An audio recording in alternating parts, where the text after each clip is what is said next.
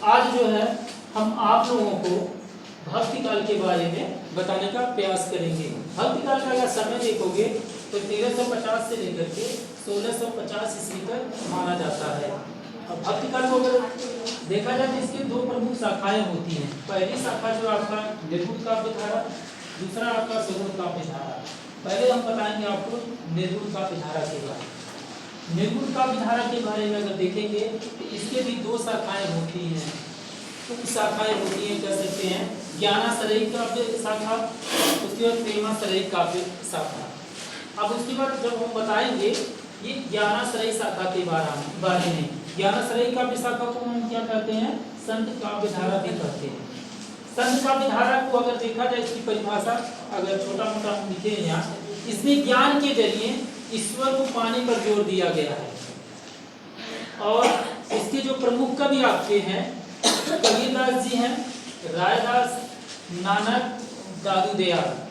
कबीरदास के बारे में थोड़ा सा जानिए क्योंकि ये सबसे प्रमुख कवि, इन्हीं को माना जाता है संत काव्य धारा के अंतर्गत। कबीरदास का एक बीजक है।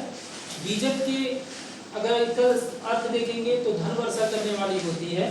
इसमें 3 इनकी रचनाएं आती हैं, साखी, सबक, रामायणी।